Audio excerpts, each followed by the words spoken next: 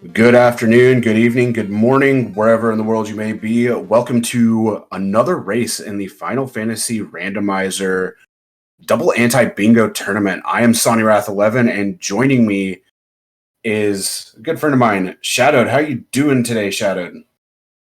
Oh, busy, busy, busy. You know how it gets on Sundays when you have nice races on the schedule. So just getting ready to buckle in and enjoy the ride. See what we got today.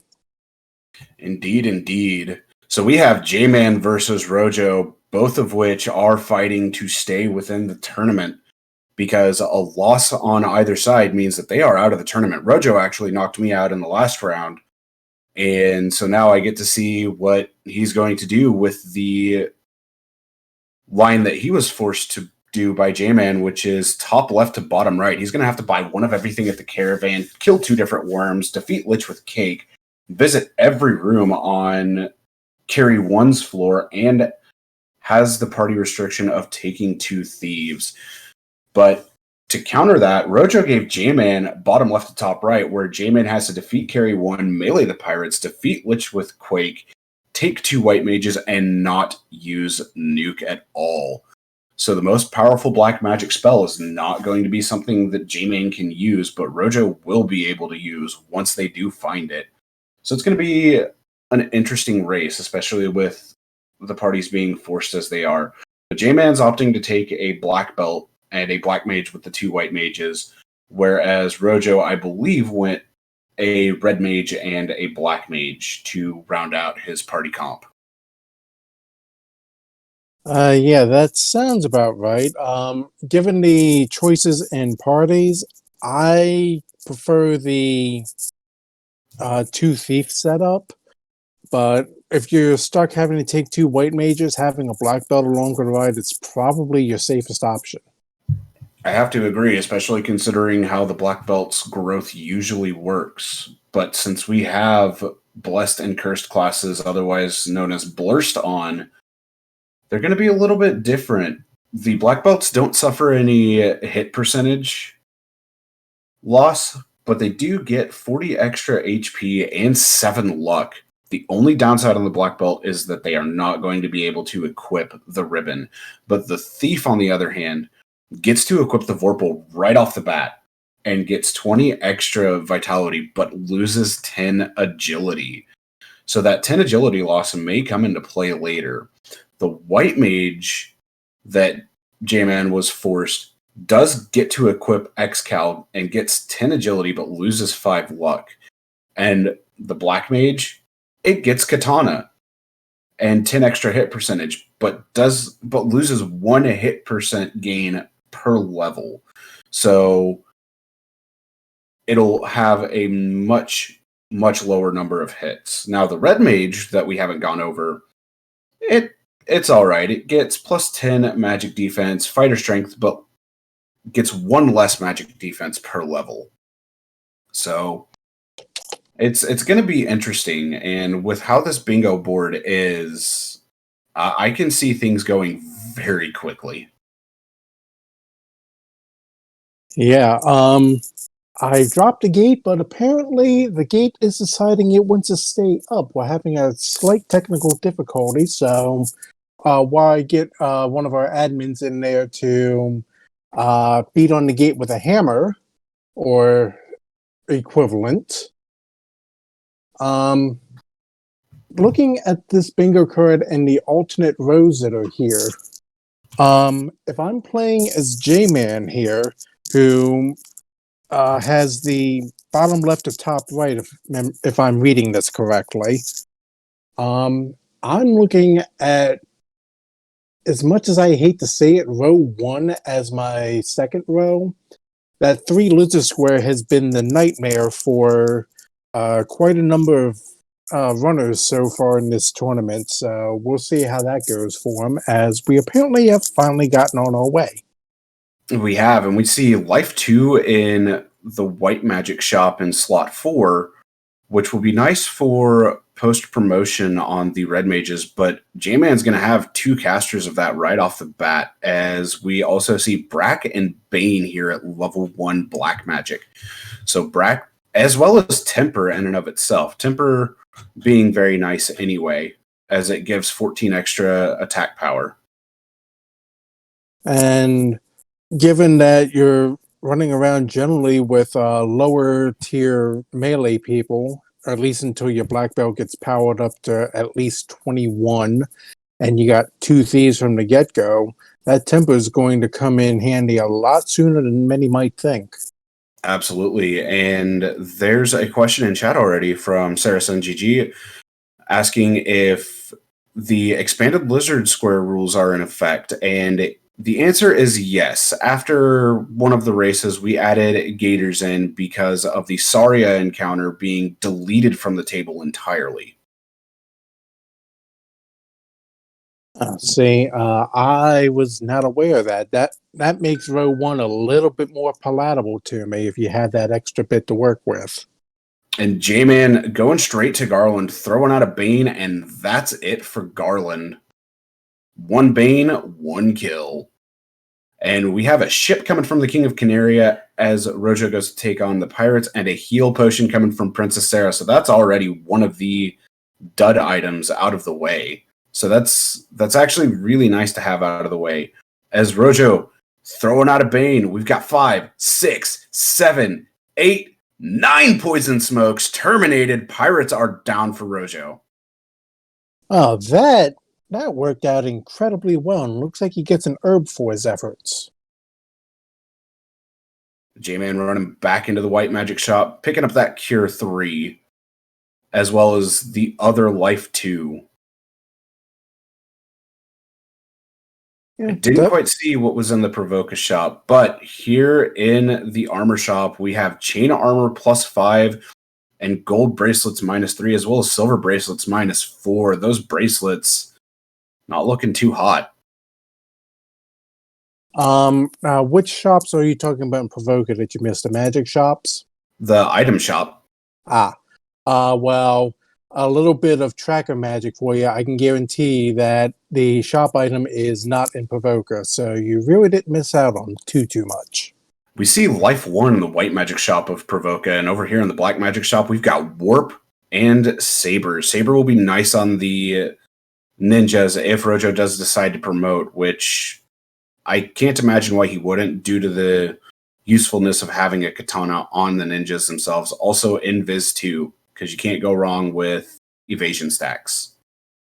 Exactly. So, that red mage is certainly going to be getting his money's worth used with him this afternoon. So, it'll be interesting to see just how careful he is in trying to keep that red mage alive and get the extra levels behind him. We shall definitely find out, as J-Man is just running around the Canaria Forest and is now heading over to Provoca, where he's going to have to melee the pirates. So the pirates are going to take a little bit longer for J-Man than they did for Rojo. If we were playing in another franchise, I would be making a joke about rolling around at the speed of sound going outside of Canaria, but let's not go there, shall we? But God go faced. All right, Rojo heading over towards the Temple of Fiends, going to take out Garland here in a moment as J-Man enters Provoca. Rojo's going to do a little bit of looting here in the Temple of Fiends, especially after getting a couple levels. Not a bad idea. Right. Having a couple extra levels in the early portion is definitely helpful in case Garland decides they're going to roll something rather nasty, toxic or ice 3 or something. So just having a little bit of survivability just in the off chance is useful. I know whenever I'm doing rando runs, I try to at least get up to level 3 or level 4 before I face Garland, just because of that little bit of uncertainty. Absolutely, and we did see a chest with 1,337 gold, so we got some elite gold there. I got nothing.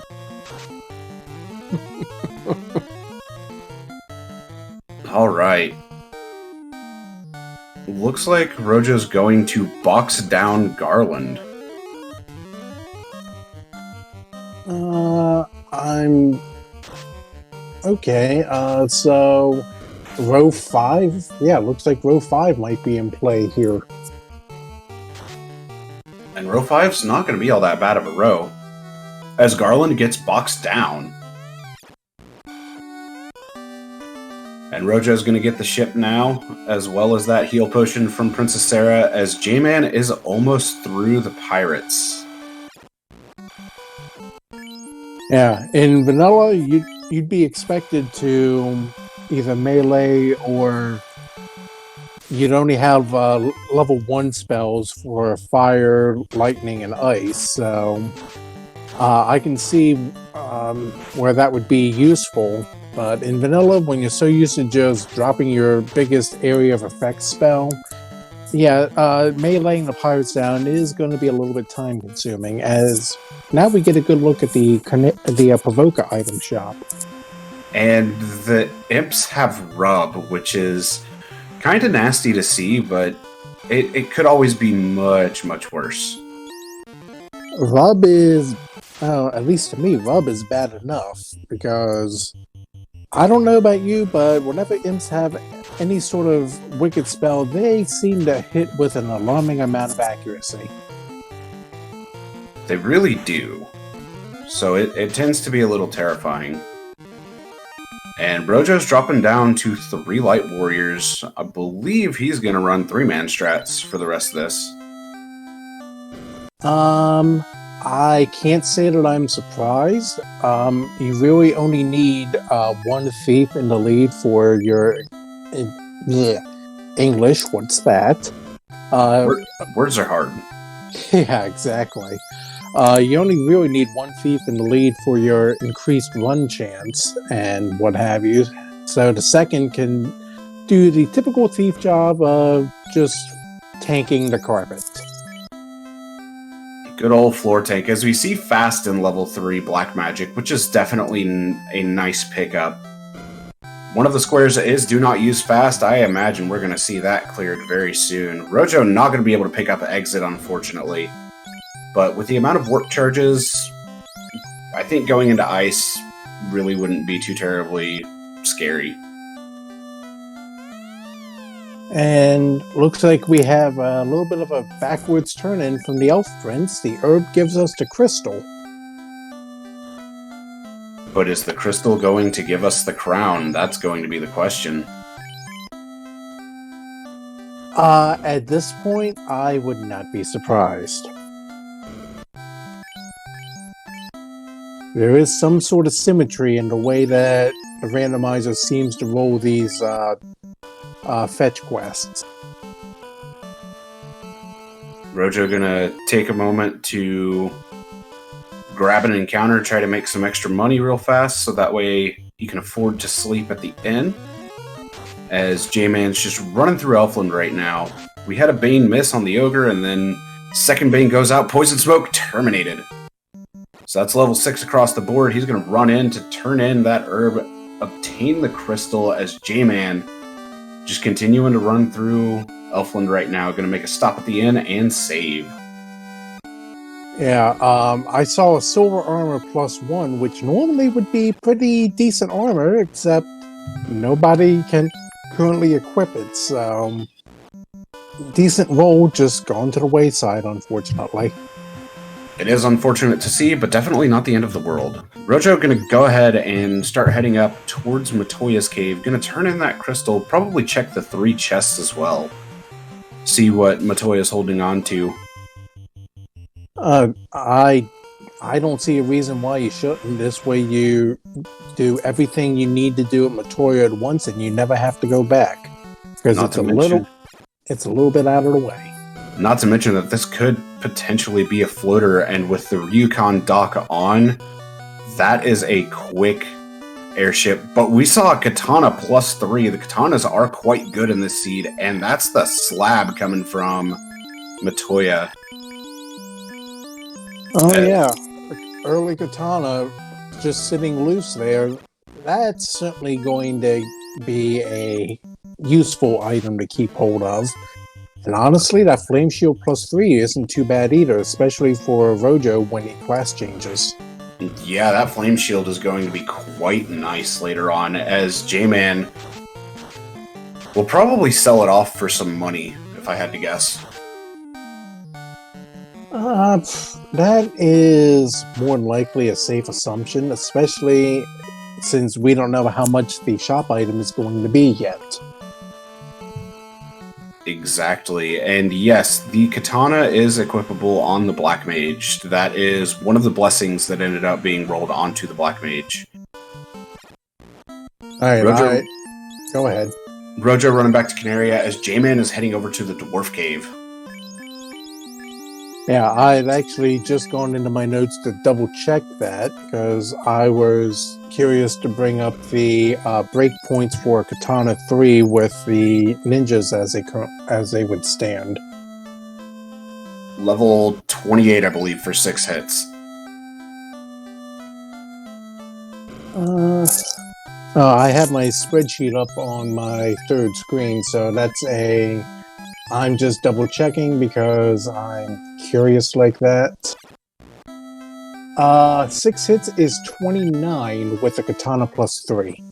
That's right, because 31 is with no modifier on the katana. Couldn't remember if it was 28 or 29. I have a hard time remembering that stuff myself. That's why I'm glad I have this spreadsheet handy that does all the math for me. Now, we did see some Stinger come out, and quite a bit of poison happening. Alright, Rojo, looking at level 5 white magic, we saw Fade in there. That was actually pretty nice to see. And then level 5 black magic slot 2, we have Nuke. Yep, so there's your 2 heavy hitters, depending on what party you're using and what squares you have to do. That do not use Nuke Square is going to be a little bit of a problem for J-Man, but he's got Fade at level 5, so not as bad.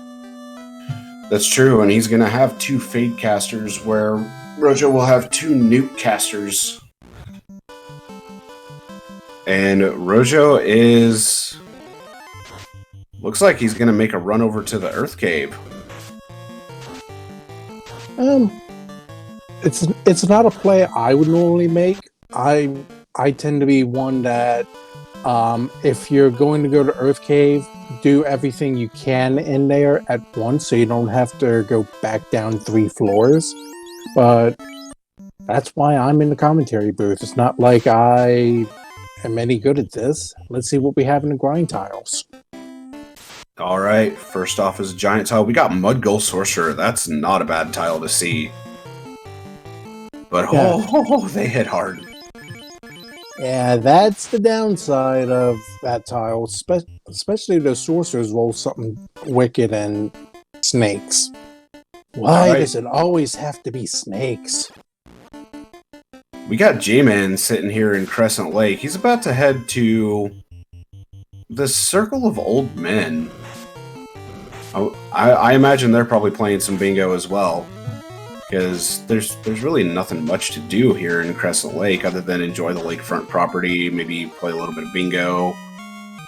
Well, there's another game you could certainly play in Final Fantasy Land at the Circle of Sages, except we already have a free bridge.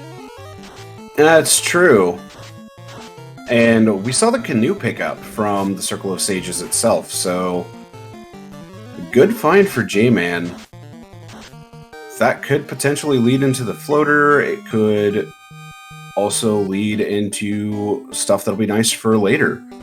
As Rojo is just running through Earth 2, looting these 3 boxes, not finding too terribly much so far. And the best of the bunch is a Silver Shield plus 3, which is not immediately usable. So that could just be taking up inventory space unless it sells for a pretty penny. And that is true.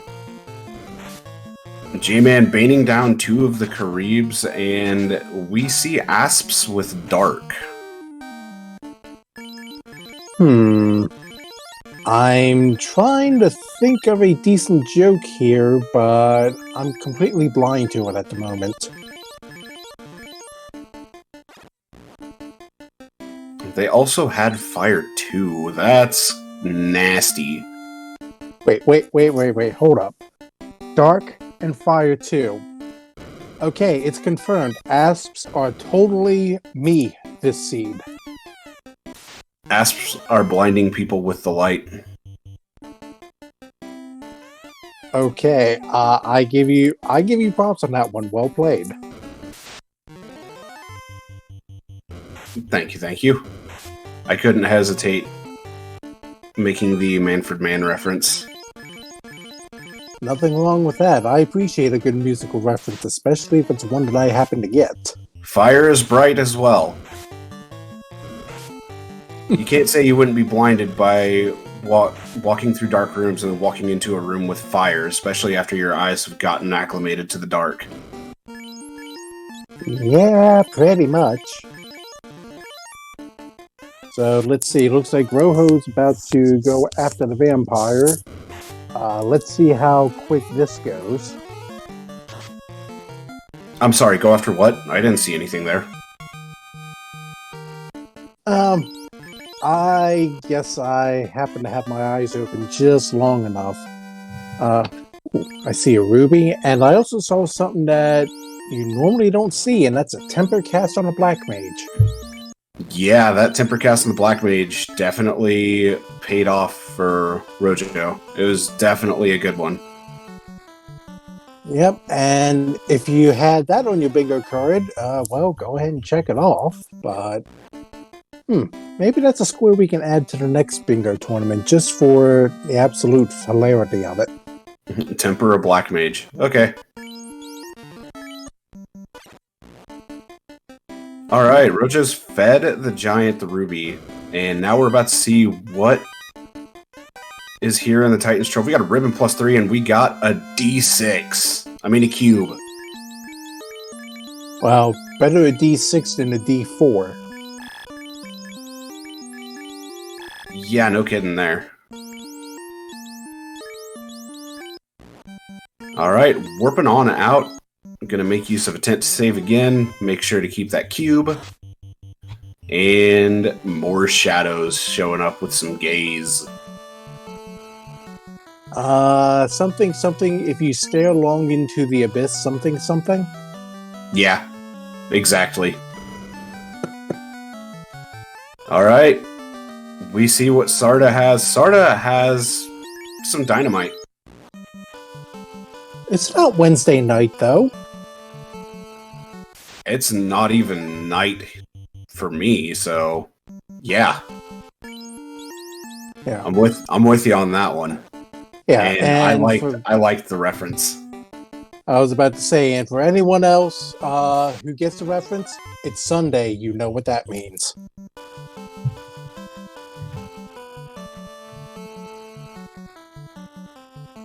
All right.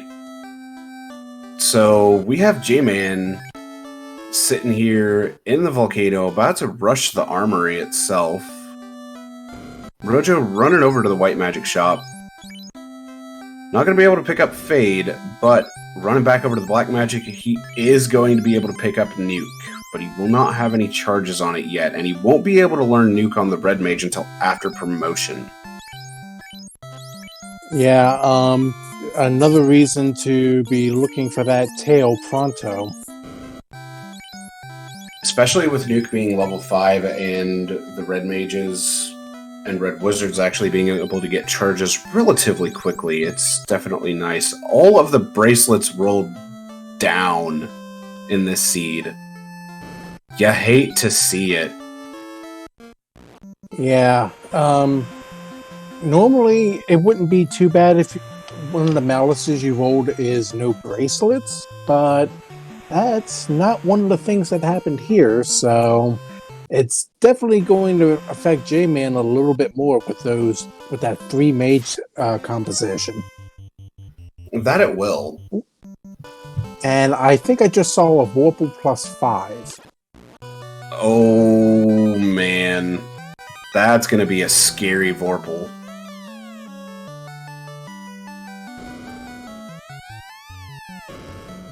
Yep. Alright. This is me being curious again. Where is my spreadsheet? Oracle +5. Well, the TNT didn't give us a loot, but it gave us a leer. Narek is a member of AC/DC, confirmed.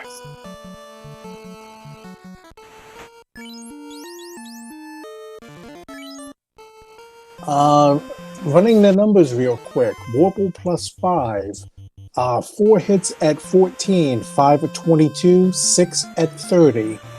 You can get up to 8 hits with it with the thief. That would be at 46. That would be a lot of damage going out. As long as the criticals come through. That is very true. But even still, Warble +5, that's a 34 damage weapon. Your katana +3 is 39, so not really too much difference. But, ooh, I just saw another ribbon. We did see another ribbon here on the Agama floor from JMan. So we know where 2 of the ribbons are at this point. JMan knows where 1 is, Rojo knows where 1 is. And the tempers will make up the difference on that Vorpal for sure, as well as using fast at this point, which I'm more than certain Rojo's going to do. JMan attempting to take out these bulls with some Bane, got 2 of them. He's going to try to finish up the job here with the other 2. Well, he needs to be careful with that second white mage, looking rather much in trouble, but Bane pulls through. Low-level Saber definitely will help in this, especially since the ninja will be able to get 4 charges of it, and be set and good to go. JMan looking through the Agama chests. It's time for an Agama tile. Let's see what we've got. We have air elementals here. This is not a good tile to see low level. Unless you have the spells or gear for it. Especially if the airs get initiative on you. But what we do see, on the other hand, past that air tile, is a wizard staff. So we may see a confused carry here in a moment. Yeah, column 5, row 4. Certainly be a good idea for Rojo to do. That would give him 3 in that column. It would, but he will probably be using Nuke anyway. That's true too. So that would invalidate column 5. As Rojo does talk to his 5th hit NPC and receives the canoe from the Circle of Sages, and JMan pulls the Oxyale out of the Volcano incentive. Yeah, that would... I don't know about you, but piping hot Oxyale does not sound very appealing to me. And JMan making a play that I'm definitely for. Running on out of the volcano. Is his Black Mage currently downed at the moment? I don't believe the Black Mage is down, but I also understand wanting to spare the warp charges right now until he's a little farther up in the volcano and can just warp out from there. Yeah, I figured that's what he was doing, but this was me just trying to get an idea of what sort of situation we were looking at. Oh, he's only got 1 warp charge available. Ooh. Well, I don't know if I would have used it there. The armory floor is rather free to traverse through. I would have preferred to just get to the top floor and then warp out from there, but it still works out in the end. I'd have to agree, because you run into very few tiles that could potentially give encounters, so there's no real reason to be safe there. It would have been better to warp out of the first floor. more tiles to run across that could potentially give encounters. Right. So, that might just be a matter of preference, but in the end, the result's still the same. He gets out safely, and now he has unrunnable fish to deal with. All right, Rojo finding a Pede encounter. Lots of experience to potentially be gained here. And that Black Mage is down to 7 HP. This is a little terrifying. Yep, one more bad swing will present a lot of problems, and I apparently missed it earlier, but JMan found a black shirt somewhere and used that to get through the fish fight. Yeah, I missed the black shirt find as well. And Rojo is going to attempt to brack this Pede and gets it. That's level 12 on the Red Mage and the Black Mage, so some good levels so far. Yep. And now to take a deep breath and get your wits back about you before pressing on.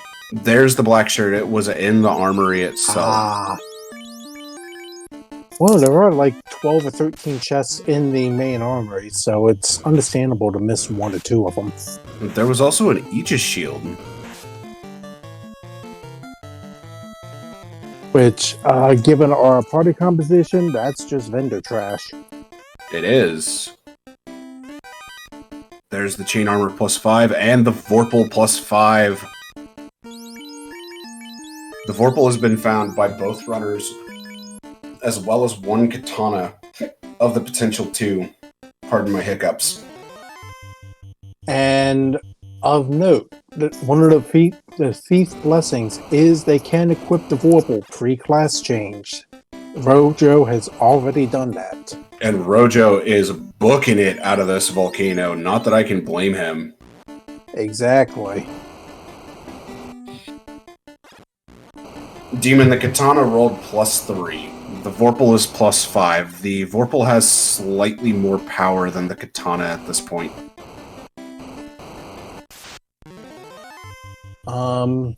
Given the formula that I admittedly kind of borrowed from Jat on the forums, the katana would actually be slightly ahead of the Vorpal in terms of sheer power, but since you can actually equip the Vorpal early with your thief, it has more benefit this early on.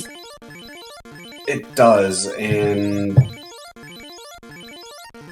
like the extra crit rate that's given from the +5 is substantial. Right, because a Vorpal with a +5 has a crit bonus of 75. You're not likely to find anything anywhere close to that. Correct.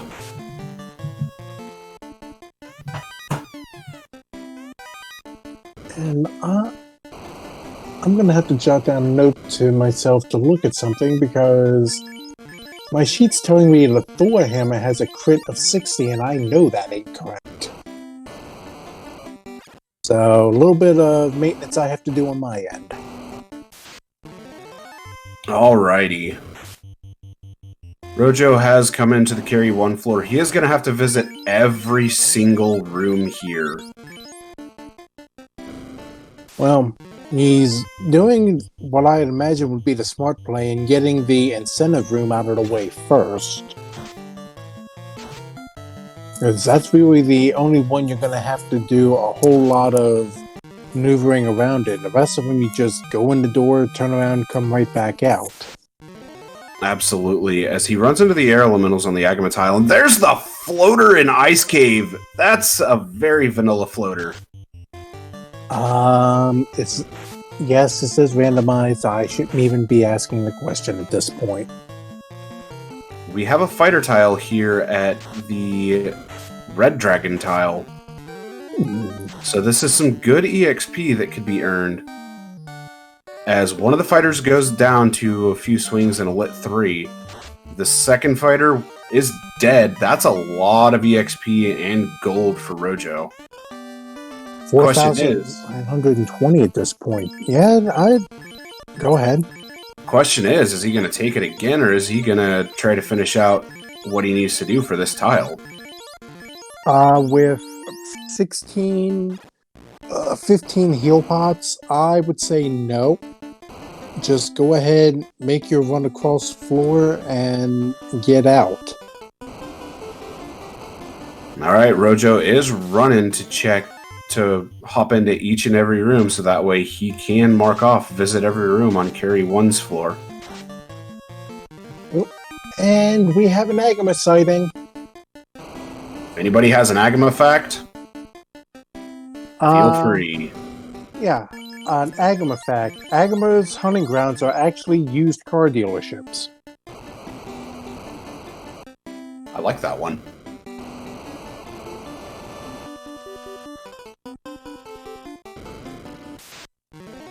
And I actually have one. Agamas in the later versions, or the later iterations of this game, aren't Agamas, but instead fire lizards. That's nowhere near as fun. That's why we still call them Agamas. Certainly can't complain about that much, at least. Alright, JMan, with the floater in hand, has come to the Ryukon Desert, goes to use the floater as the airship begins to rise from the Ryukon Desert, and at 31 minutes, and we'll call it 55 seconds, JMan has entered the air and is in the town of Gaia. As Rojo, standing in front of the carry orb with his one heal potion. Alright, we found a Cure 4 in Gaia, level 7. Let's see, what do we have in 8? We have a carry encounter. A swing from the ninja, or from the thief. 4 hits for 297. There's level 8 Quake. That is unfortunate, as promotion will be required to obtain that, which means defeating Lich with Quake is going to be put off for a little while. 3 hits for 19 damage. We have 3 hits for 332 from the Black Mage, and that's with Dark on it. Swing 4 hits for 200 with the Vorpal, and that's it for Carry 1. Carry 1's down. Rojo has that tile lit up, and just has to canoe from from Elfland to Ice Cave in order to finish out row 5, and then just have to finish out column 1, and Rojo will have his 2 bingos in tow. Alright, while the carry fight was happening, it should be pointed out, JMan found the shop item. It is the Rod in Gaia for just shy of 7,000. That is a very inexpensive rod. JMan heading over to Lefane. Time to see what the Chime NPC is actually carrying. Are we going to see a Chime? No, we're going to see money. Boom, boom, boom, boom. Wow.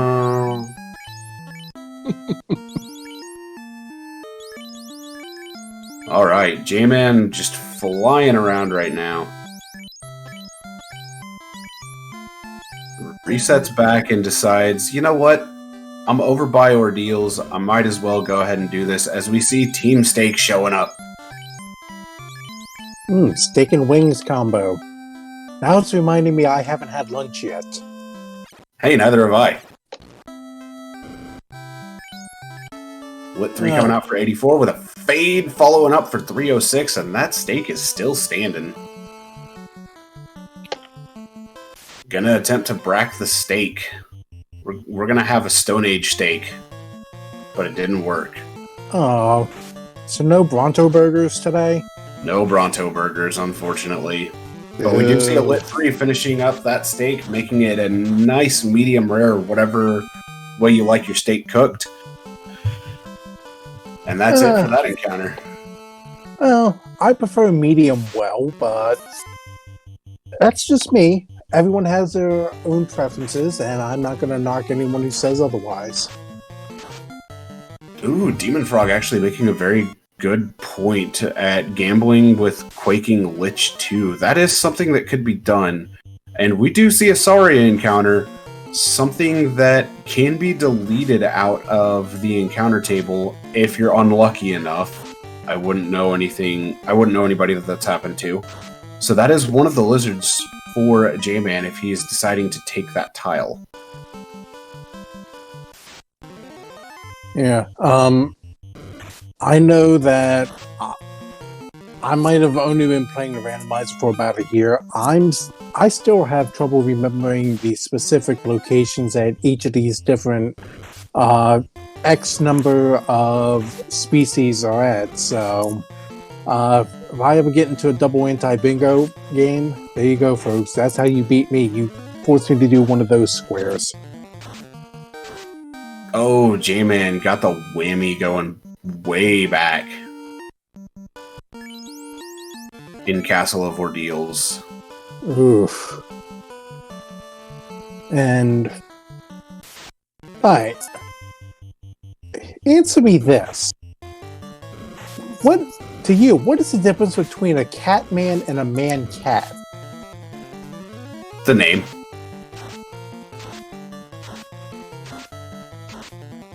And that's not even me.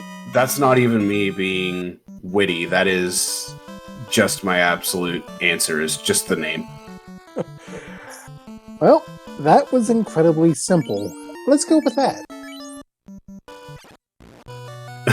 Catman, 75% cat, 25% man. Man cat, 75% man, 25% cat. Yeah, that works too, Demon. Okay, I like that answer too.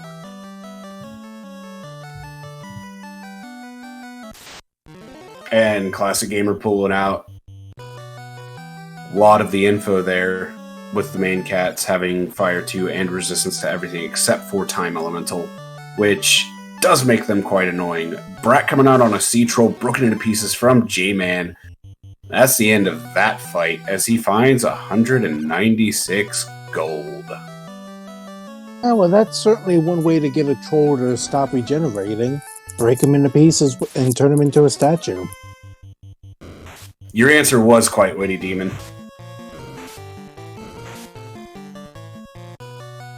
Alright, so J-Man's gotten through the maze. Rojo's about to find the vanilla floater. Wait, it was a vanilla floater all along?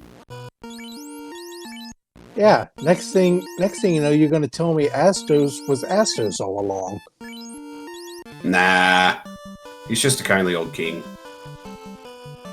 Yeah, you never expect the kindly old king to do anything. We did see a defense sword found on J-Man's screen, as well as the Mystic Key. That's a big find from J-Man. That's only, slightly necessary to beat the game. Only kind of necessary, maybe just a little bit. Yeah, kinda, sorta, maybe. Only potentially.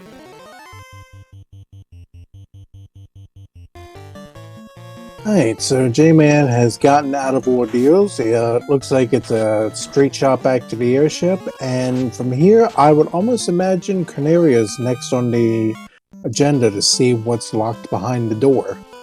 Either Canaria or Waterfall, since he's already over in this area.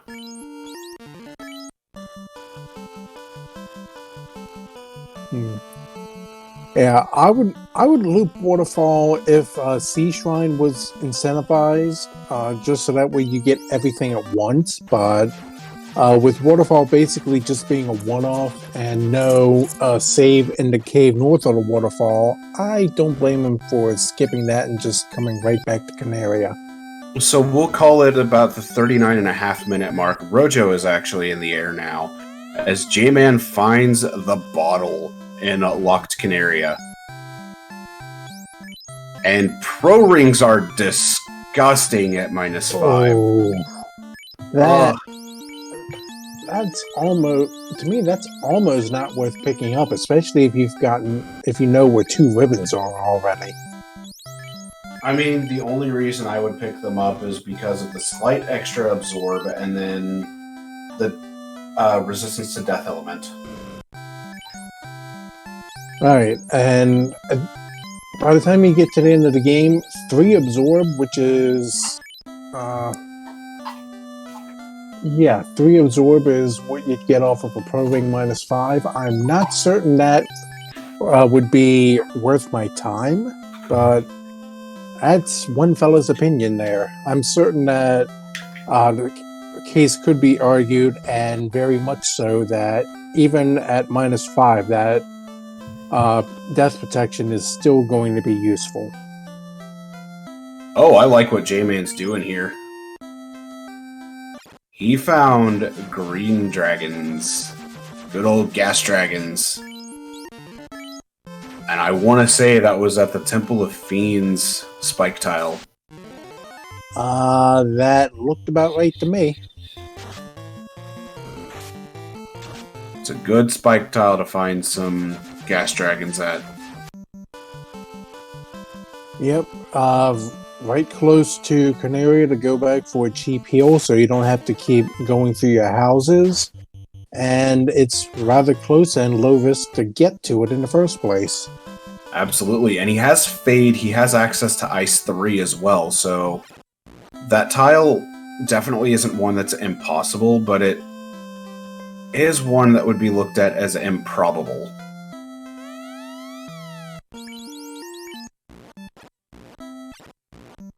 As Rojo talks to the hint NPC in Lefane, which is annoyingly out of the way. Just a little bit. And goes down and gets his $9,600 and says, "No, I want no part of it." He says, nah, I'm good. Don't need money right now. As he is going into the caravan, because he does have to buy one of everything in the caravan, and oh my gosh, this is such an expensive caravan! Why can't we always have something like that come up real cheap when you have to go to the caravan? Look at this big spender right here. Buying 27 gold worth of stuff. Such a big spender. And just make certain he did it twice. He couldn't buy the heal pot. Hey, Randomania, thank you for the raid. Welcome everybody to the Final Fantasy Winter Double Anti-Bingo Tournament, or DAB for short. I am Sonny Wrath11, and joining me is my good friend Shadowed, and we are bringing you this very entertaining race of JMan versus Rojo, where we're a little more than halfway through, I'd say. Yeah, halfway, give or take a little bit. We still have a little bit of grinding to do to get to one of the squares that both our competitors need to finish their bingo boards.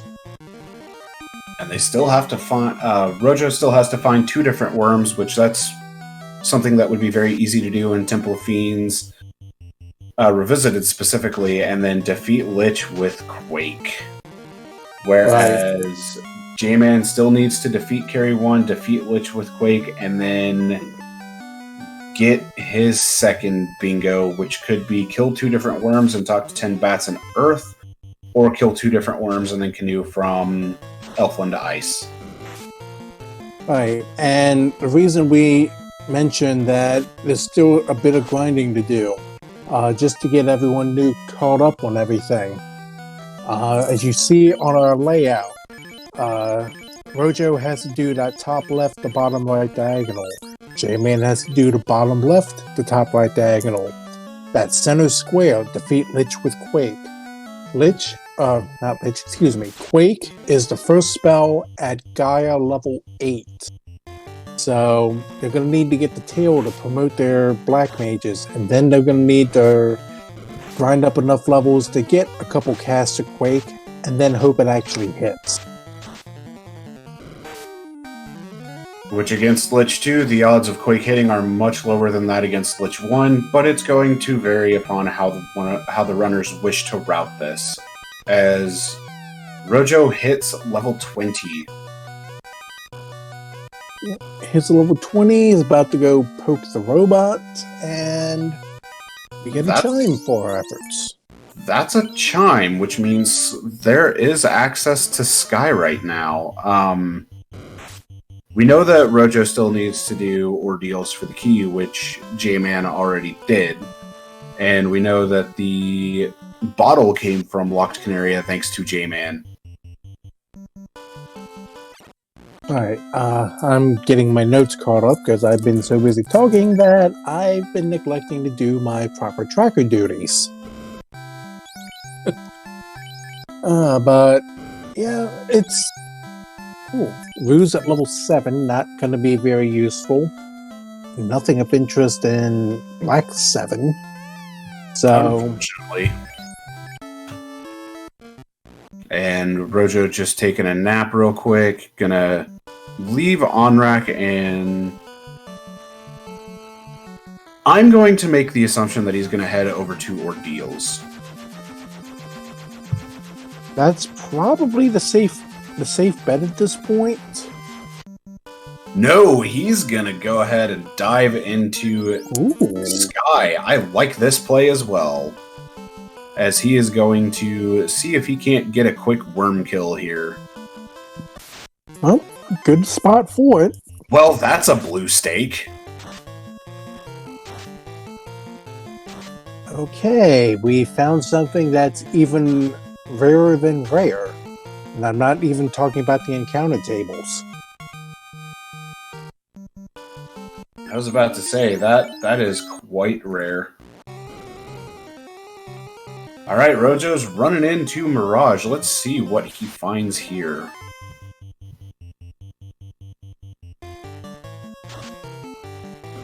Unrunnable Nightmares and Bad Men.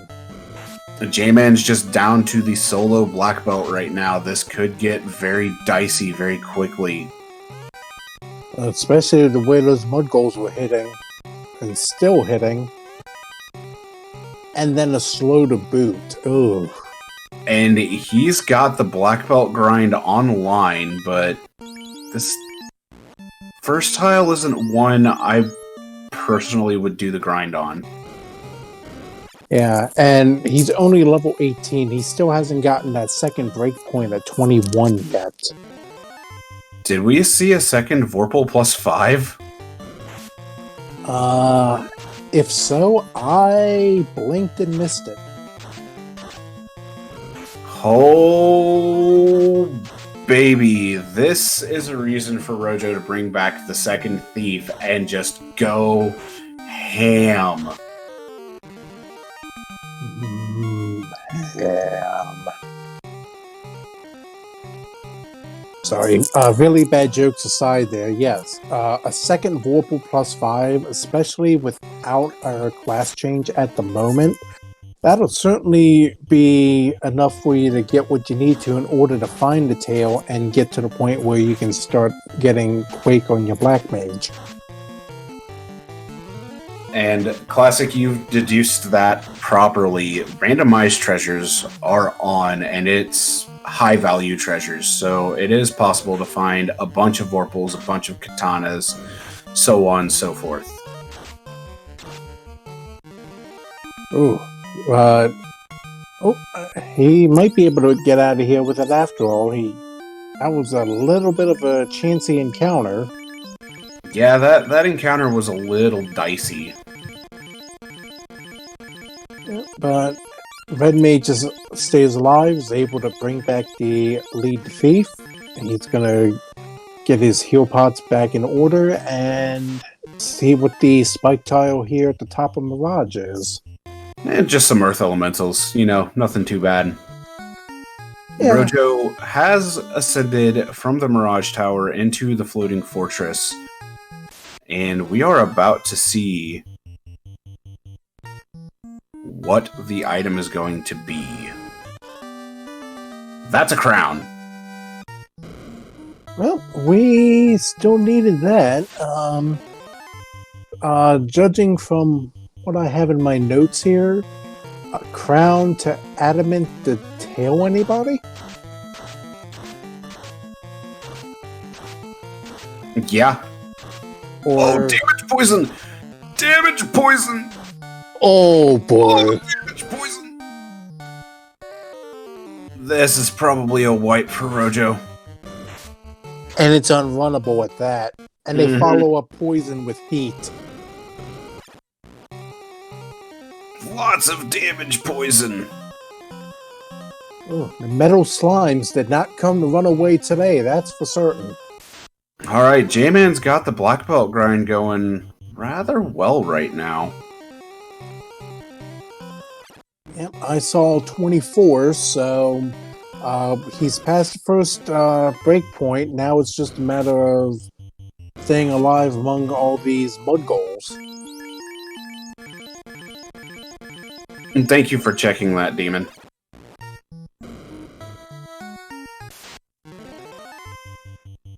Yeah, the 21 breakpoint for the black belt is huge since it does give those 6 hits, but the even bigger one is that 32 breakpoint, because 8 hits means you got the pain train coming. Yep, by the time you get to 8 hits, there's not very many things that are going to survive one round that isn't a boss.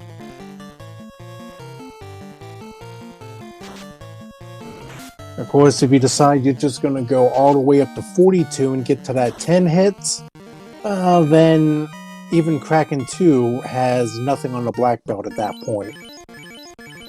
Yeah, Kraken 2 running with that, whew, is so much damage. Yep. All right, there's the crown reobtained. Now the question is Rojo actually going to finish this out, or is he going to warp out? And he's going to warp out. He's going to play this safe. Smart move. I like this play. And there it is. He has the crown in tow for realsies. As he runs into an unrunnable Inculo. Well, at least he's managed to save right before this, so... Alright. From here, Rojo is not going to go to ordeals. He's going to go turn in the crown by the looks of it. I just realized it can't be a 2-step chain because... Well, actually, yes, it can. The adamant and the Mazamune are the 2 things that we still do not have an account for. And there's the adamant, so your chain is on point right now. So this means that the adamant will turn into either the Mazamune or it will turn into the tail. We are soon to find out. I'm trying to picture a tail made of adamant, and I am drawing a blank on that.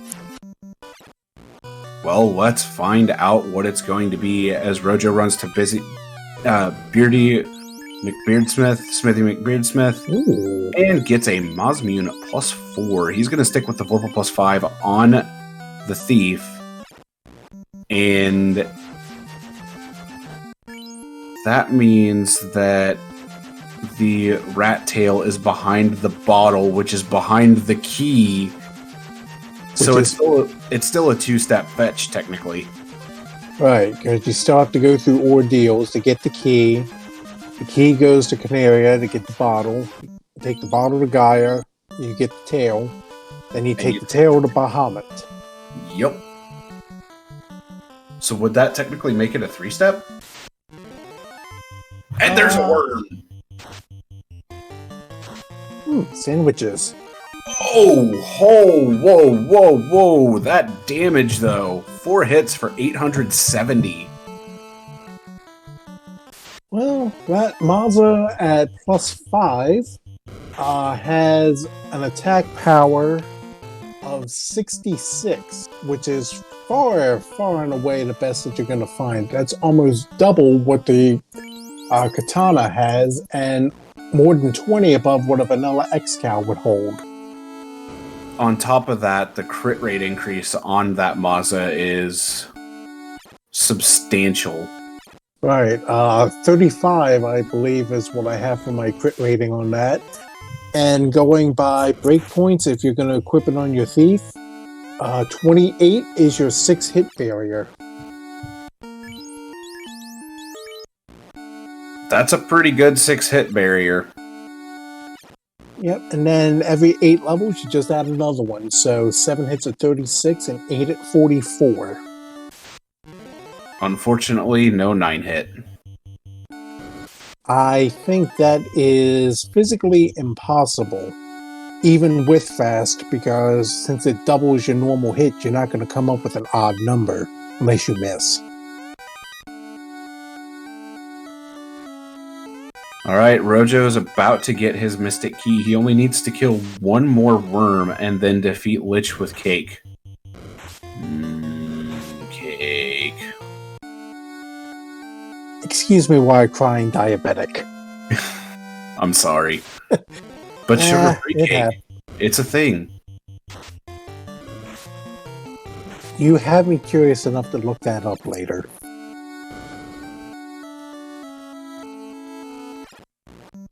Alright, Rojo does have the Mystic Key now, and we'll go to Canaria to grab that bottle, and if he's paid enough attention, he should know that the bottle will lead to the rat tail, even though he hasn't found that earth rod yet. Yeah, I don't think he's been to the item shop in Gaia, or if he has, I missed it. Because there's so much action going on and there's only one of me, so I'll have to keep an eye out next time he goes into the menu to see if I missed something. Absolutely. We'll find that out very shortly. Looks like JMan is proceeding to exterminate all bats in the Earth Cave. Not a bad play. Indeed. Best bat is out of bounds bat. This is known. There's the bottle for Rojo. He does have the rod. He did pick up the rod. Alright, well. Then yes, he should know that this will lead to the tail. As he is going to stock up on some heals, stock up on some softs, and some more heals. And then hit the inn for good measure. Always save. Yep, that's one of the first things you get drilled into your head when you start playing games for any length of time. Save, save, save.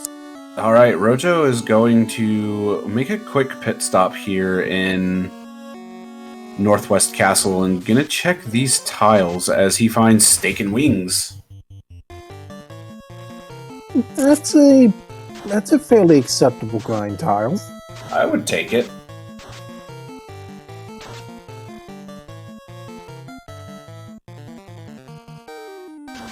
Let's see. Bringing up the bingo card here real quick, just to try and keep an eye on everything. And the other tile, well, that's a grind. It's just Sahagins. Yeah, that's not really something that I'd care to go across more than once. Oh, I have to agree.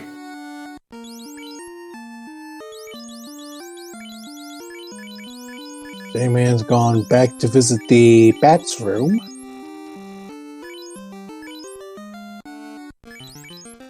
Looks like he's still trying to knock out row 2. Seems to be the case. And he's trying to get the bat to come to him, but the bat is being obnoxious. So there's his 10th bat. That square is lit up, and we are now looking at a worm tile. All right.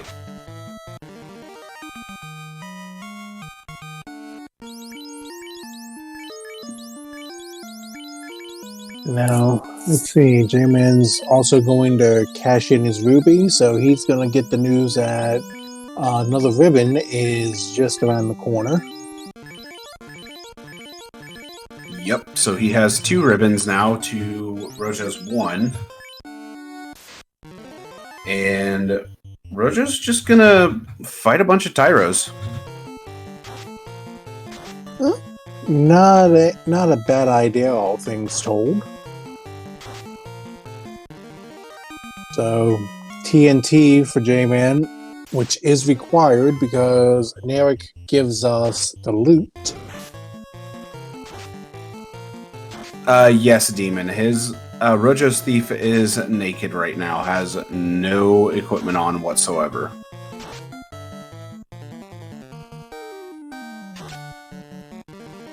Now, this is a bit of a scary grind, in my opinion.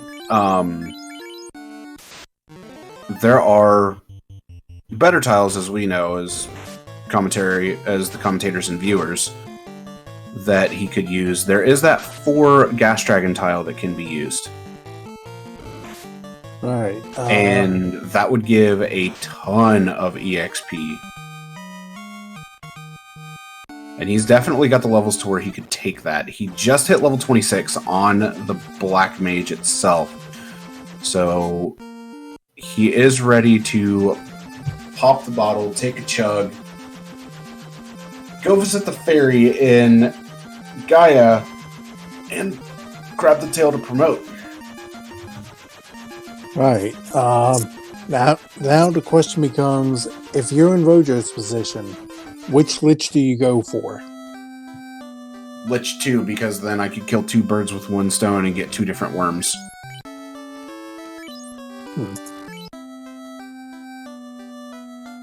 At the same time, he also hasn't found a particularly great tile to just sit on for a little while. So he may actually go check the Temple of Fiends tile, find those gas dragons, and just sit on those for who knows how long. Alright, I know that if I'm running a seed and I come across those purple worms in Temple of Fiends Revisited, I have a tendency to stop what I'm doing and take them out because they give a nice chunk of experience. They are one of the highest experience valued monsters in the game. Right, and I know in Vanilla you can get them on the first floor after going through the orb, so if you have Warp on a Black Mage, that's a good place to do some late game grinding if you feel like you need the extra experience. Yeah, so the encounter zones for the purple worms themselves are Temple of Fiends Revisited Floor 1, and Temple of Fiends Revisited Basement 4, which is Tiamat's floor. Right, and by the time you get past Tier 2, you're not wanting to see too many more things in the way, so that first floor of Temple of Fiends Revisited is your best bet. Absolutely. Rojo is making a run up here to the pub. Not sure why he went to the pub, but he is going to come back in and check the magic shop. Sees that Fire 2 is level 7. He's going to check the white magic shop. He can't get Cure 4, unfortunately, because there is no Sage bonus on that red wizard.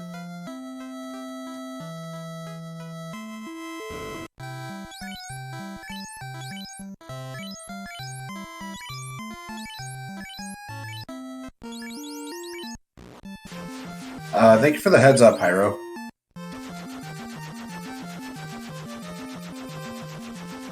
We'll get that fixed momentarily.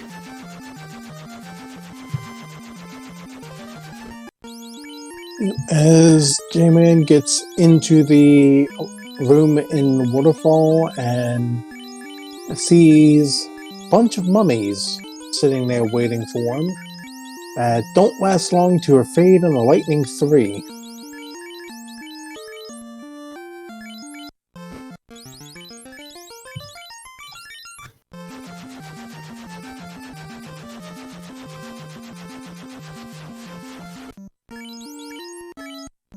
So with that out of the way, Rojo going back to the volcano, since he still has to do Lich with Quake and 2 different worms, I'm not entirely certain why he's coming back here. That's a good question. All right.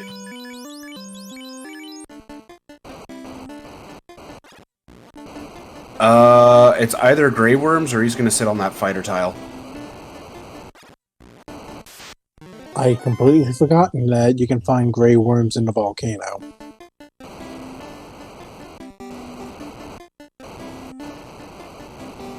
Which I honestly think that the better place to find that second worm is going to be in Topher itself, honestly. Agreed. You have 1, 2, 3... 3 different areas that you can encounter the worms.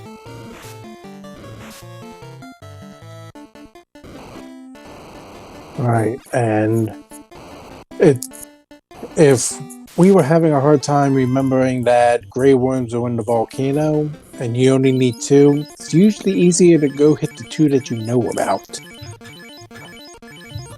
Instead of trying to burn through encounters in the volcano just to try to find that one single encounter. Exactly. All right. It looks like Rojo's going to set up a 2-man between the ninja and the black wizard, which I'm a fan of this. I am definitely a fan of this play. Indeed. Ninja's going to be your endgame DPS. The black mage always can use more charges at level 8 for that cake. So I think I'm in agreement with you. Smart play here. Let's see how well this works out for him.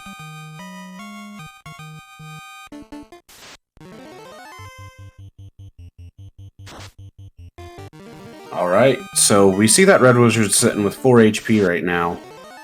So should be down relatively quickly.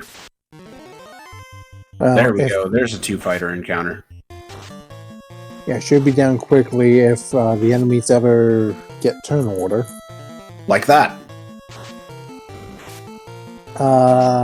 Do we call that commentator's curse or blessing? That one's more of a blessing than a curse. I'll take it.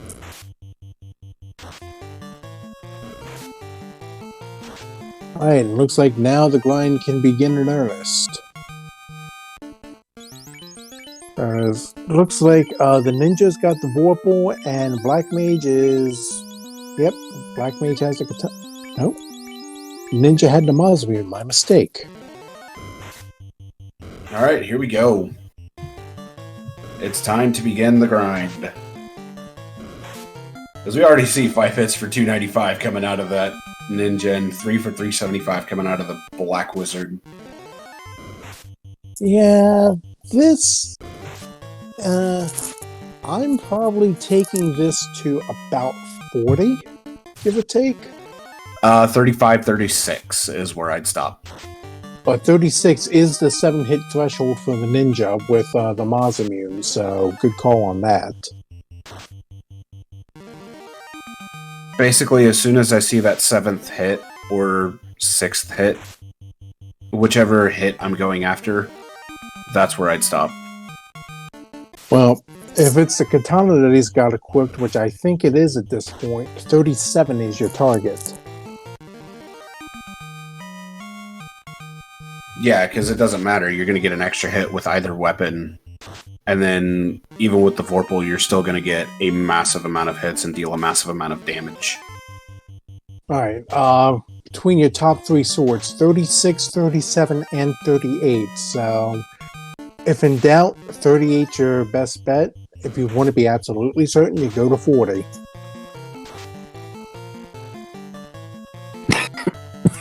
Pardon me. Alright, Rojo just raking in the levels right now. Sitting at 35 on the Black Wizard, 34 on the Ninja. I believe this will be 35 on the Ninja. Right. And here we go for more, as JMan is going to drop down. and find a Karib tile. That wasn't worth the hassle going all the way through the ice cave to get back to here.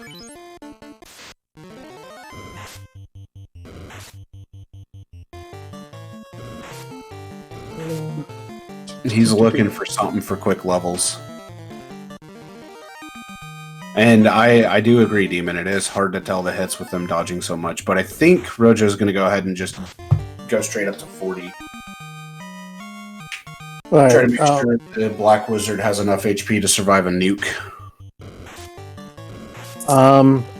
This is just basically paper napkin math here, but at 40, your Black Mage has about an average of 380 HP, so your odds-on favorites to survive a nuke unless it rolls max. Yeah, and he's already at 386.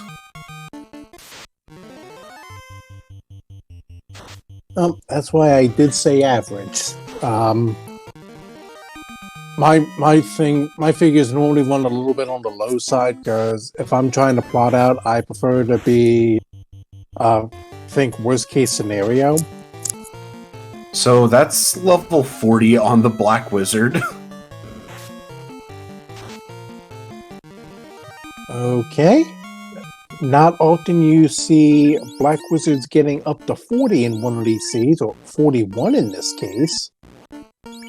And he's got 7 potential charges of cake. This is definitely a hop into Topher, hope you encounter Grey Worms, and wreak havoc.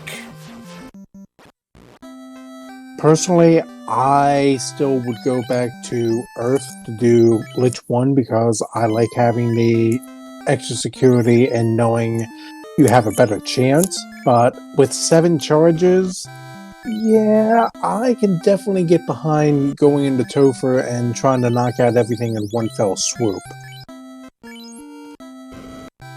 So with Lich 2 being approximately a 25% chance to actually cake down, and having 7 charges of cake, the odds are definitely in Rojo's favor to actually get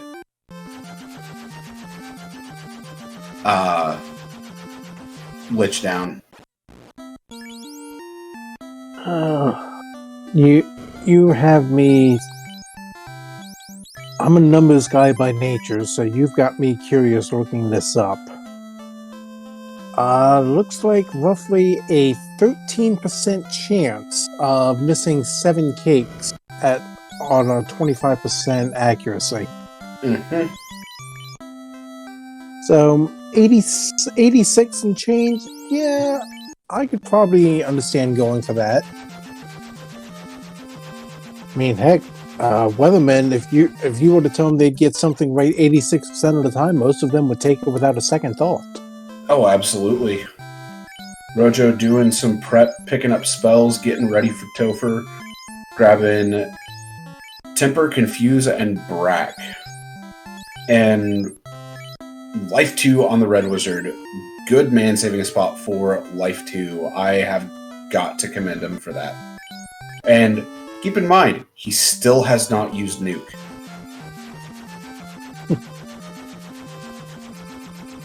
I know that the Red Mage is one of my preferred classes, but even I would be hard-pressed to remember to save a spot for Life 2 this far into a seed. And at the 1 hour, 14 minute, 17 second point, Rojo has entered Topher.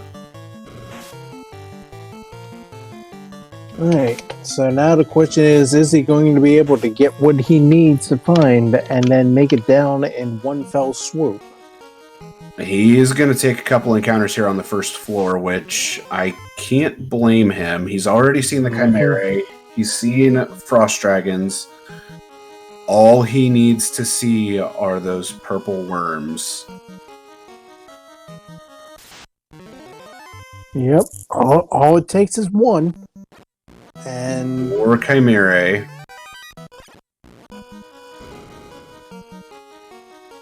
Let's see. That was a soft reset, I believe. So That was a soft reset, and he knows where he's at in the encounter table. all right. So probably a good call here. In my experience, I find that the worms are usually on the back half of this first floor more often than the front. So it might be confirmation bias, but I understand the play here.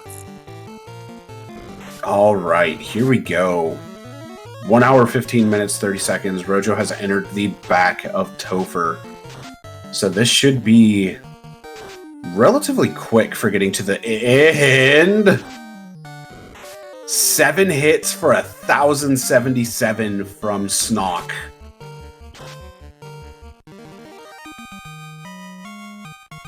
Hey, I'm awake now. Holy moly.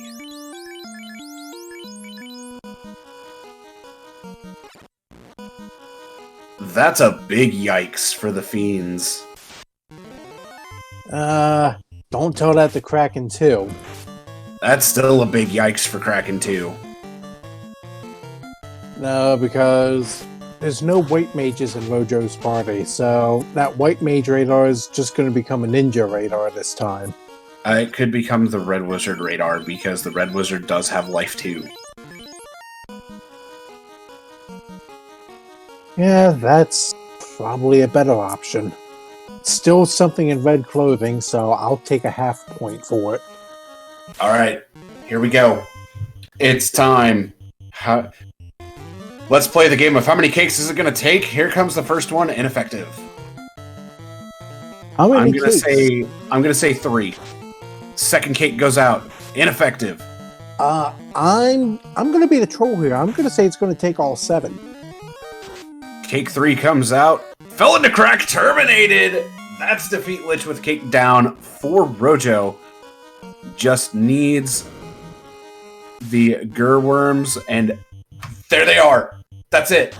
Rojo has both of his bingos. I was literally just about to ask if it was the fire floor that the Grey Worm showed up on, and lo and behold.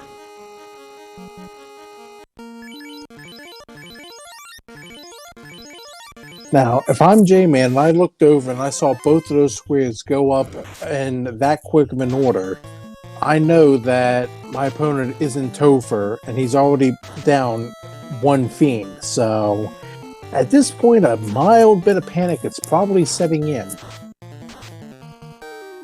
Yes, Tobar the Blue, there is a option to change the Tyro sprites into stakes on the Randomizer's website itself. Holy moly. Wait a minute. I looked away for 2 seconds to look at chat. Did the carry actually show up or not? She had very little HP. I'm going to lean towards not. Very, very little HP. But it is time for Kraken's floor, one of the potential gatekeepers.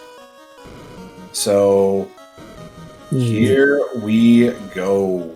Here in a moment, we will see Kraken 2. Alright, let's see. Is the radar functioning for Kraken 2 this afternoon? Fast going out onto both the Red Wizard and the Ninja. 6 hits for 388 coming from the Ninja. Damage poison coming out from Kraken 2. So no real damage done yet. We've got both fasts out. We're going to have Invis 2 going off, and Nuke is going to be coming out. And Rojo has already unchecked. Do not use Nuke. Stop comes out. Ineffective on all of them. Nuke's going to come out. 169 damage to kill Kraken 2. Kraken 2 was a joke. Yeah, I mean, seeing Nuke roll that low, I wouldn't be too happy about it, but when you've got a couple of hard-hitting melee characters, your Nuke can afford to be a little bit on the weak side. Life coming out to get snuck back up as the meat shield. We got a fast coming out onto the ninja, as well as a temper.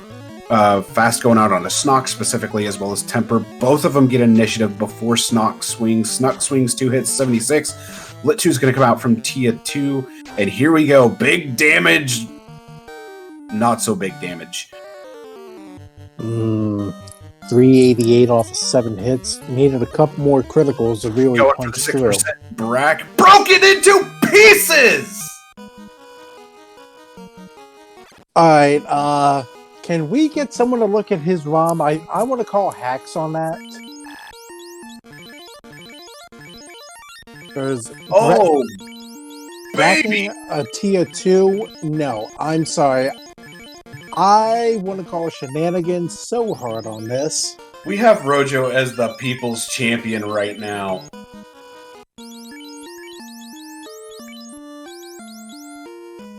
Wow.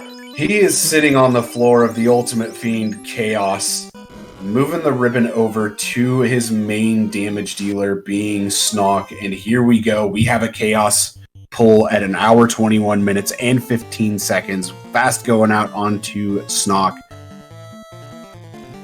And Temper. Here we go. Fast and Temper both get initiative. Crack's going to come out. Slain, ineffective slain. 11 hits for 499. It's time to go all out damage. 13 for 793. Hold A and Pray. 12 hits, 479. Swirl's going to come out. Non-elemental damage. Fire 3 for literally nothing. 10 hits for 630 damage. 13 hits for 1,042. We got all the damage coming out.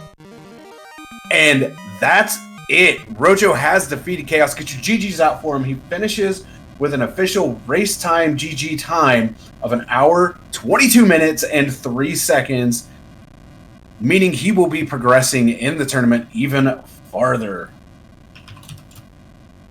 Man, that was a little bit of a clincher there with being down to just that ninja. Probably a smart move to not throw a saber on there and just go all out with attacking from the get-go. And in the end, it pulls through. So GG's to Rojo. Well done, and congratulations on a fairly quick seed. Yeah, this seed was very quick. Right, and Rojo will be joining us here momentarily as JMan's going to continue through, and he's down at the Lich 1 fight now. And he is going to use Cake on Lich 1. Ineffective on the first one. We're looking at the second one. He's only got one more charge. Is it going? It's gonna connect. That is Lich down with Cake. All right, and let's see. So all he needs now is 2 different worms, and he's got his second line.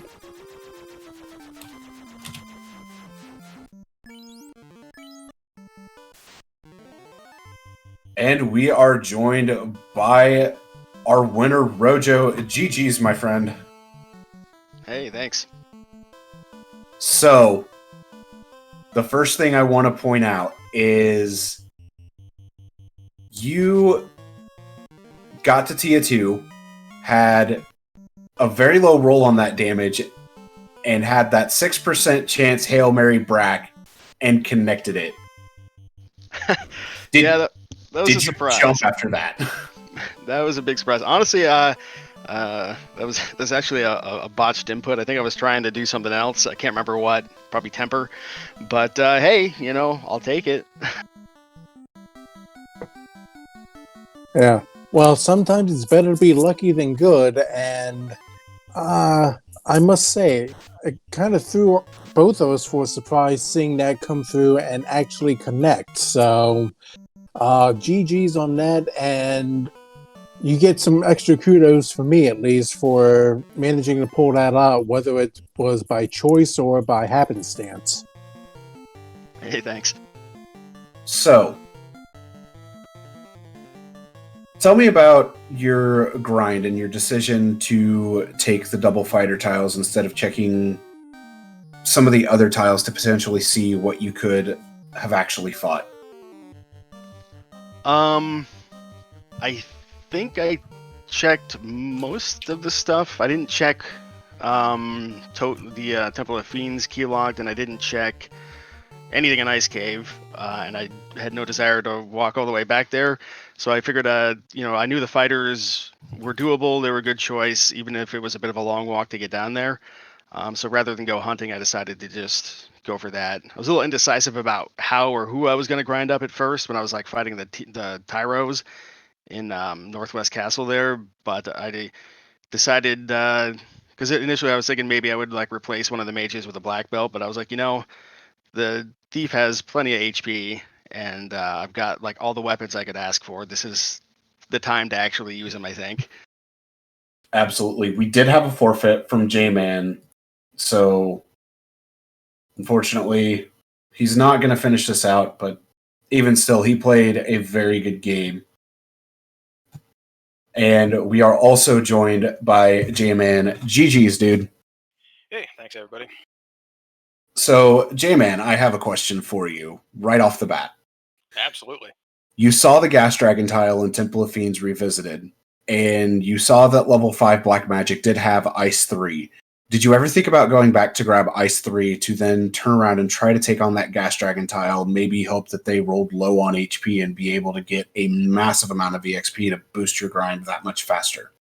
My problem is I don't know the game that well, so I knew they were big XP, but I didn't really think I could handle. I was trying to get it down where I could get the black belt up, but it just was going too slow.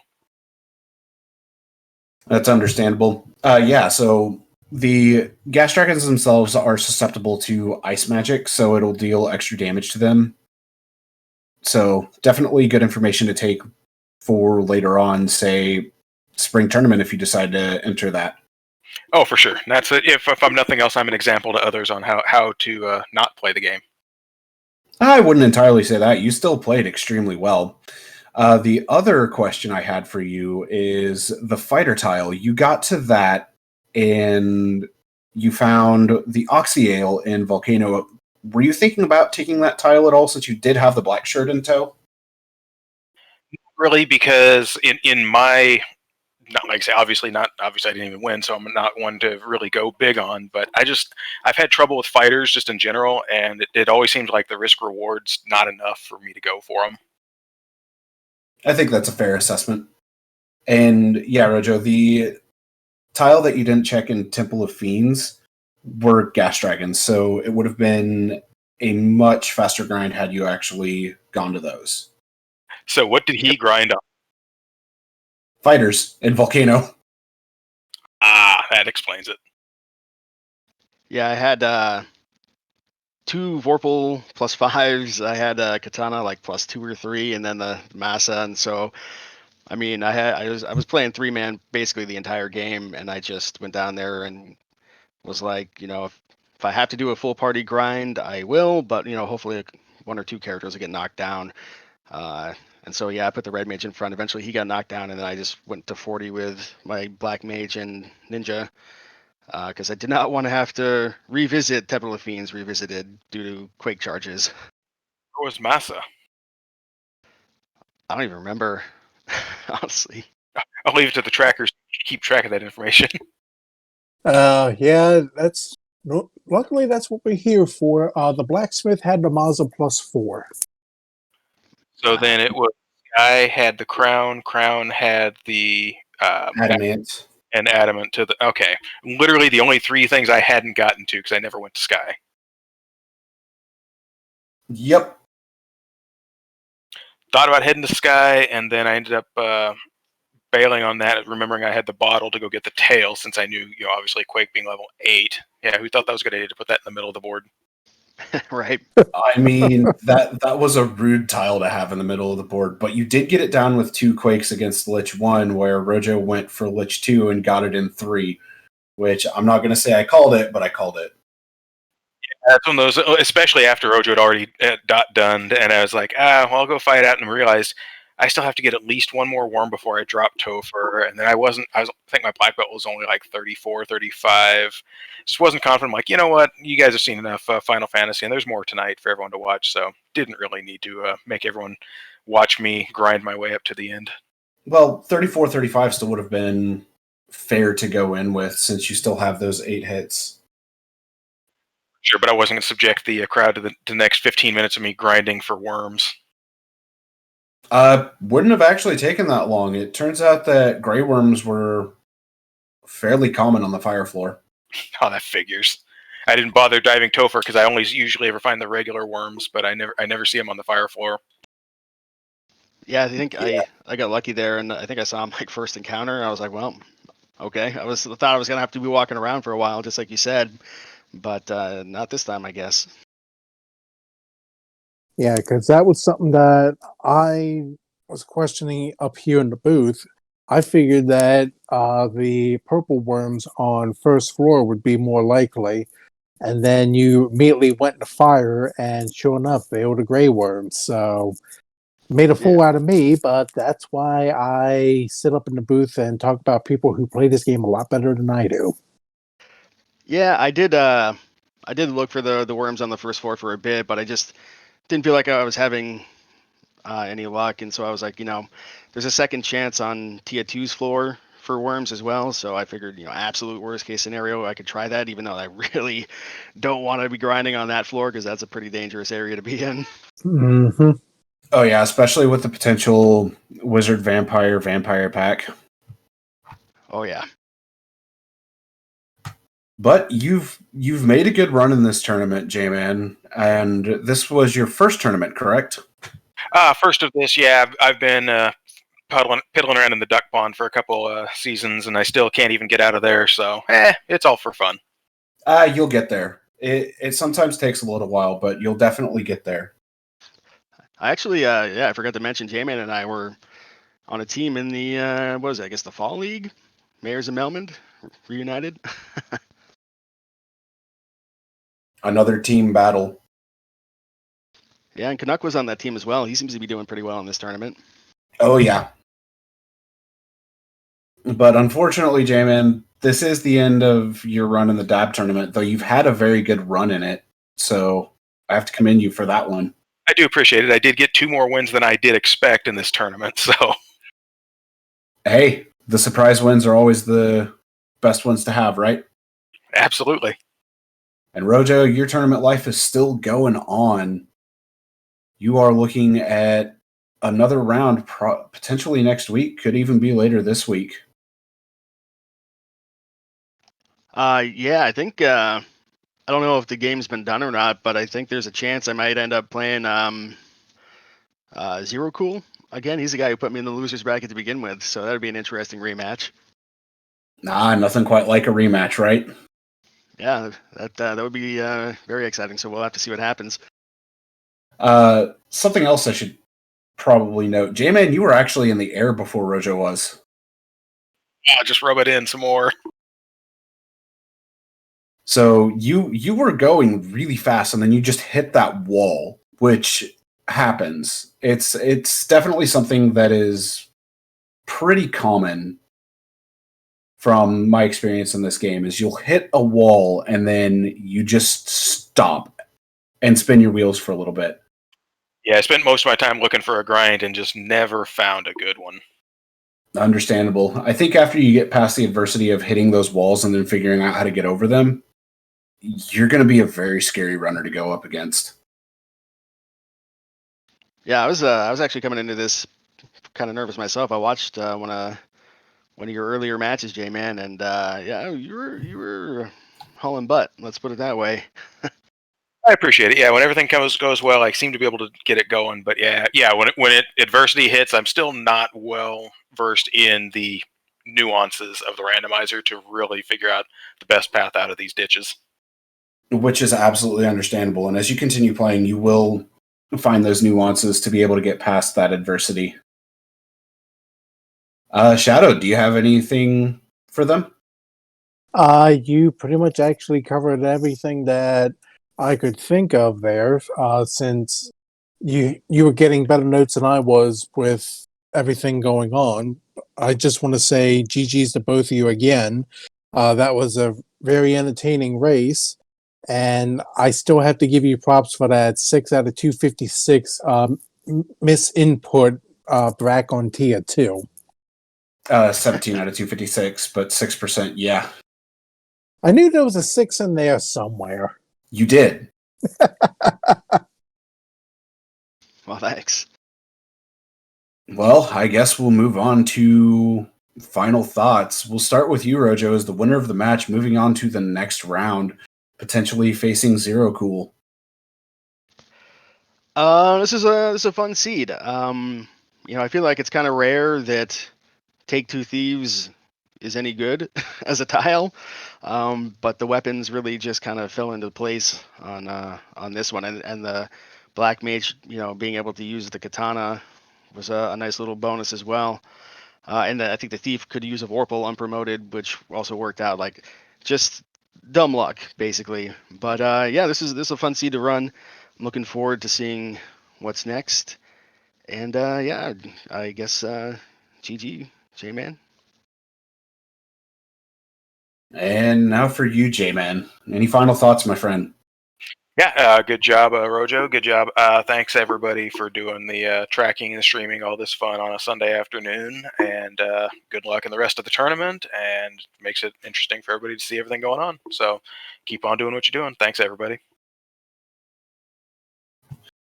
Well, Shadowed, we've had a blast here in the booth doing comms together. Yeah, certainly an enjoyable way to spend a couple hours on a nice, chilly Sunday afternoon. Absolutely. Any final thoughts from you, my friend? Well, my final thoughts basically sum up as this. 1, I need to learn the encounter tables better. And 2, there's a reason that I basically retired from racing and stick to the race crew, and you saw a good example of it here. I wouldn't want to face either one of these two in any sort of race down the road, because they may say they're still ducklings and all, but they're far better than I ever was as a duckling. I have to agree with that. Back in 2018 to 2019, when I was a duckling, the program was a little bit easier for getting into the game, but now you gotta take the ducks a lot more seriously, because they will sneak up on you quickly. Oh yeah, and especially with as many advancements to the randomizer as we've made in the last, even since I joined the community a year or so ago. The newer classes of ducklings that come through learn so much more about the randomizer than was even in the thing to begin with. So they're already at a more advanced level by the time they get into these races, and it makes it that much more difficult to find a quote-unquote easy opponent unless you talk me into something. Well, I do want to give a huge shout out to Demon Frog for doing our restreaming for this glorious Sunday afternoon race. It was an extremely good race to be in the booth for, and an extremely good race to watch. I want to give a shout out to my co-commentator and our tracker, Shadowed, for pulling double duty and being able to do that throughout this entire race, the almost hour and a half that we were doing this. JMan and Rojo for both running this seed and putting on a very fine show of it. Definitely want to give a shout out to Randomania and its entire network for allowing us to be on here, because without the channels that we're able to be on, we wouldn't be able to bring these races to you guys. Be sure to check us out on YouTube, come join the Discord, give the randomizer a try, because you can make the randomizer as easy or as difficult as you want it to be. And hopping in the Discord, we can give you tips, tricks, all sorts of information to be able to get through the game and learn even Final Fantasy itself as a whole to a very, very fine precision. For our racers, J-Man and Rojo, our restreamer, Demon Frog, my co-commentator, and our tracker, Shadowed, I'm Sonny Wrath 11. I want to thank you all for watching this race. I hope you all have a great day, and remember to keep the orbs lit and alive. We will see you for the next race.